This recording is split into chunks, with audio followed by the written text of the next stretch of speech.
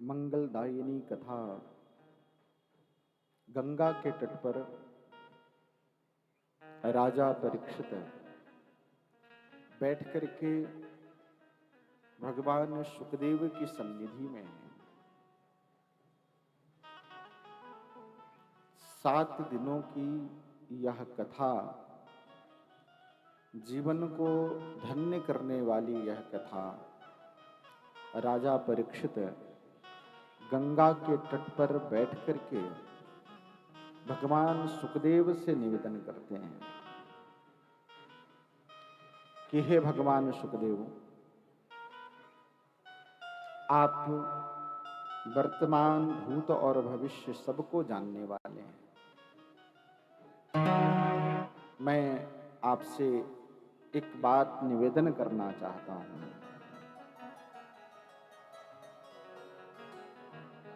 कहते हैं कि प्रभु, यह जीवन बहुत अमूल्य है और इस जीवन को साधने का मार्ग कृपा करके आप निवेदन करें।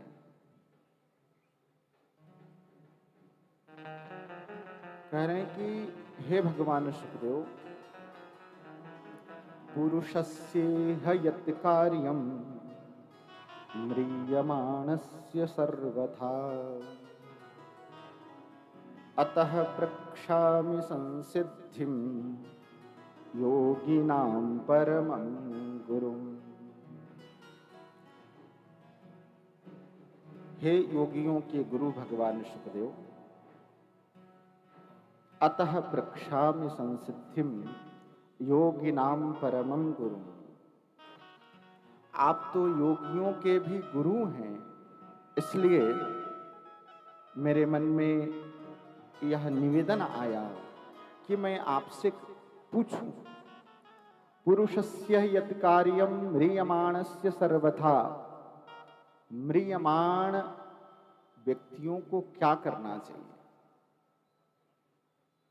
कहे कि म्रियमाण शब्द का अर्थ क्या है? तो बताए कि म्रियमाण का अर्थ है कि व्यक्ति पल पल प्रतिपल मर रहा है और संसार का प्रत्येक जीव म्रियमाण है। जैसे किसी व्यक्ति की आयु 100 वर्ष है और उसने अपने जीवन के 60 वर्ष व्यतीत कर लिए, इसका अर्थ ये है कि अपने जीवन के 100 वर्ष में से 60 वर्ष खत्म कर चुका, अर्थात 60 वर्ष वह मर चुका है, उसके जीवन में 40 वर्ष और शेष है। कह रहे हैं कि संसार में जितने भी जीव हैं सभी के सभी म्रियमाण हैं। ऐसे म्रियमाण जीवों को क्या करना चाहिए? हे योगियों के गुरु भगवान सुखदेव, आप कृपा करके मुझे बताने की कृपा करें। भगवान सुखदेव कहते हैं कि राजन, तुमने जो यह बात पूछी, यह केवल तुम्हारे लिए ही नहीं अपितु संसार के समस्त प्राणियों के लिए तुमने यह प्रश्न किया है। भगवान सुखदेव कहते हैं कि राजन, संसार का जीव इस कलिकाल में, इस संसार में जब आता है तो अपने कर्म बंधनों में बंध करके आता है। अवश्यमेव भोक्तव्यम कृतम कर्म शुभाशुभम। प्रत्येक मानव को, प्रत्येक जीव को अपने अच्छे या बुरे कर्म का फल भोगना पड़ता है, चाहे वह रंक हो या राजा हो। जैसा भी करेगा उससे आज या नहीं तो कल उस फल को भोगना ही पड़ेगा। संसार में आने वाला व्यक्ति अपने कर्म के बंधन में बंधकर इस संसार में आता है। जिसका जैसा कर्म होता है, जिसने जिस प्रकार से कर्म किया, उस कर्म के फल भोगने के लिए यह संसार, यह मृत्यु लोक है। जीव उन तमाम कर्मों को भोगने के लिए आता है। पूर्व जन्म के जितने भी कर्म के फल हैं, उस फल को भोगने यह जीव मृत्यु लोक में आता है। कहे कि यह जीव इस संसार में कर्म के फल को भोगते हुए भी वह समझ नहीं पाता कि उससे करना क्या चाहिए, क्या नहीं करना चाहिए। कह रहे हैं कि देखो, संसार में व्यक्ति की उम्र अधिकतम 100 वर्ष है।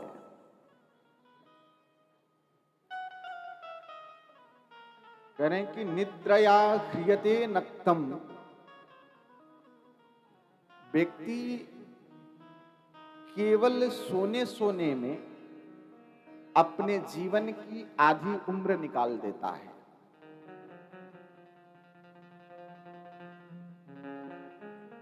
कहे कि 12 घंटे की रात्रि और 12 घंटे का दिन, तो रात्रि का 12 घंटा उसका शयन में संसार के विषय उपभोगों में चला गया। निद्रया ह्रियते नक्तम, निद्रा के द्वारा रात्रि नष्ट हो गई। जो कुछ समय जीवन में बचा, घर गृहस्थी पुत्र पौत्र के कार्यों में चला गया।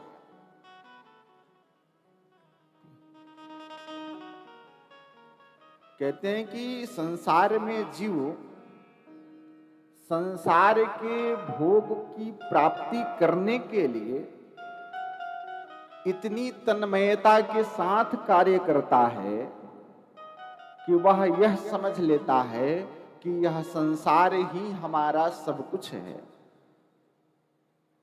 अब मुझे यहां से जाना नहीं है, यही मेरा वास्तविक चीज है। कहे कि राजन, वास्तव में ऐसा है ही नहीं। यह संसार जीव को कुछ समय के लिए मिला है। इस संसार में जीव कुछ काल के लिए आया है। निधनम पश्यन्नपि न पश्यति, कह रहे हैं कि रोज मरते हुए व्यक्ति को देखकर, रोज मरते हुए व्यक्ति को देख करके यह व्यक्ति समझ नहीं पाता कि क्या सच में मुझे भी यह संसार छोड़ करके जाना है। निधनम पश्यन्नपि न पश्यति, कहे कि इसी का नाम माया है। जो अपने आंखों के सामने हो रहे स्थिति को देखने के बावजूद भी उससे देख करके व्यक्ति नहीं सीखता है, नहीं जान पाता है, यही संसार की प्रबल माया है। कहे माया क्या करती है? कहे कि माया एक भगवान की ऐसी शक्ति है जो संसार के जीवों को ढक लेती है। जब यह माया से जीव जब ढक जाता है तो व्यक्ति को लगता है कि संसार ही वास्तविक है और संसार ही सत्य है। कहे कि माया से बाहर निकलने का कोई मार्ग तो होगा। कहे कि माया से बाहर निकलने का जो मार्ग है वह है ज्ञान की प्राप्ति। कहे कि ज्ञान की प्राप्ति होने से क्या व्यक्ति माया से बाहर निकल जाएगा? कहे कि हाँ, लेकिन वह ज्ञान कैसा होना चाहिए? किसी ने कहा कि भाई मैं तो बड़ी बड़ी डिग्रियां कॉलेज और यूनिवर्सिटियों में लिया। कहे कि ज्ञान वो नहीं है। तो कहे ज्ञान क्या है, ज्ञान का स्वरूप क्या है? तो एक बार लंका में रावण की सभा में श्री हनुमान जी उपस्थित हुए। रावण से कहे कि रावण, तुम प्रभु श्री राम को अपना आत्मसमर्पण कर दो, प्रभु श्री राम तुझे अभय वरदान प्रदान कर देंगे। रावण बड़े गौर से हनुमान जी को देखा। देखने के बाद विचार किया कि यह जीव बंदर के स्वरूप में है, बहुत शांत है, बहुत गंभीर है और बातें ऐसी करता है जैसे कोई बहुत बड़ा विद्वान कर रहा हो। रावण ने हनुमान जी से प्रश्न किया, कहा, कोसि त्वम, हे कपि, हे बंदर, तुम कौन हो? तुम अपना परिचय दो। हनुमान जी विचार करने लगे। तो हनुमान जी को ज्ञानी नाम अग्रगण्यम, ज्ञानियों में हनुमान जी सर्वश्रेष्ठ हैं। हनुमान जी ने मन में विचार किया कि यह मेरे बारे में पूछ रहा है कि मैं कौन हूं। कहे कि मैं क्या बताऊं इसको कि मैं कौन हूं।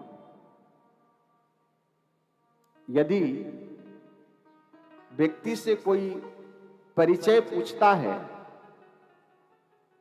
तो व्यक्ति अपना घर के निवास का पता बताता है कि भाई मैं यहां पर इस जगह में परमानेंट रहता हूं।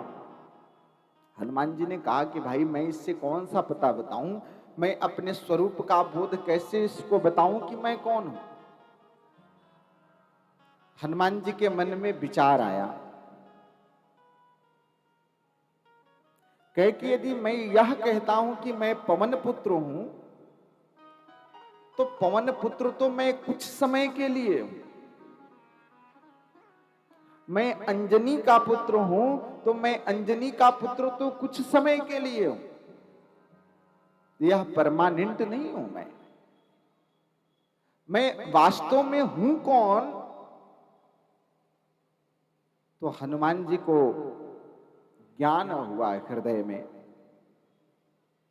और हनुमान जी ने रावण के सामने कहा, दासो हम कौशलेन्द्रस्य, हे रावण, मैं भगवान श्री राघवेंद्र का मैं दास हूं, यही मेरा वास्तविक परिचय है।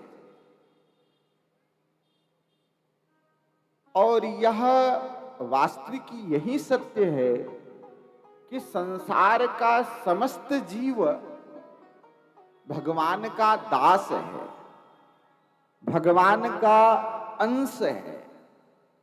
इसका प्रमाण क्या है? तो भगवान स्वयं गीता में कहते हैं, ममैवांशो जीवलोके जीवभूतः सनातनः। भगवान ने कहा कि यह समस्त सृष्टि मेरे ही अंश से प्रकट होती है। ममैवांशो जीवलोके जीवभूतः सनातनः। और यह जीव सनातन है, इस जीव का कभी नष्ट नहीं होता। इसी को उपनिषदों ने कहा। ईशावास्योपनिषद में एक मंत्र आता, पूर्णमदः पूर्णमिदं पूर्णात् पूर्णमुदच्यते पूर्णस्य पूर्णमादाय पूर्णमेवावशिष्यते। यह मंत्र कह रहा है कि जब इस संसार को भगवान ने बनाया तो यह संसार भगवान के अंश से प्रकट हुआ।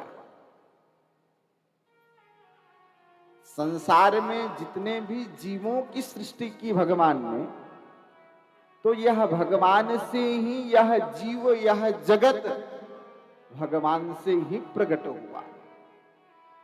इसलिए हम सब भगवान के अंश हैं। कहे अंश क्या होता है? कहे जैसे पिता का अंश पुत्र होता है, वैसे ही हम सब परब्रह्म नारायण के अंश ही यह संसार के समस्त जीव हैं।